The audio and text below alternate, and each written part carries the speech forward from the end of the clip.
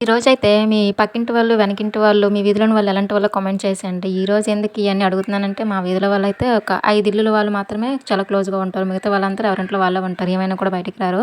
ఇప్పుడు ఇదంతా ఎందుకు చెప్తున్నానంటే, మా వెనకింటి వాళ్ళేమో పండగకి పిలిచారు మాకు. ఇన్వైట్ చేశారు. అయితే మేము వెళ్ళలేదు. మేము వెళ్ళలేదని చెప్పి గుర్తుపెట్టుకొని నా కోసం మటన్ తీసుకొనొచ్చి ఇంటికిచ్చారు. ఇదనమాట. అందుకే అడిగాను మీ పక్కింటి వాళ్ళు కూడా ఎలా ఉంటారు మీతో అని చెప్పేసి. ఇక్కడ మేము ఉండే ఒక 5 ఇల్లు వాళ్ళు కూడా చాలా క్లోజ్‌గా ఉంటారు. ఇప్పుడు ఎలా అంటే పల్లెటూరులో ఎలా ఉంటదో అలా ఉంటారు. చక్కగా బయట కూర్చొని మాట్లాడుకుంటారు. అన్ని విషయాలు కూడానా. సో ఒకవైపు మటన్ అయితే కుక్ చేస్తున్నాను. ఇప్పుడు మీకు టిఫిన్‌లోనికి దోసలు చేయడం అంటే ఇష్టమా? ఇడ్లీలు చేయడం అంటే ఇష్టమా? నాకు 2 చేయడం కష్టమే. ఇప్పుడు ఏంటంటే ఇడ్లీలు వండితేనేమో టైం తక్కువ అవుతది. కానీ గిన్నెలు ఎక్కువ వస్తాయి.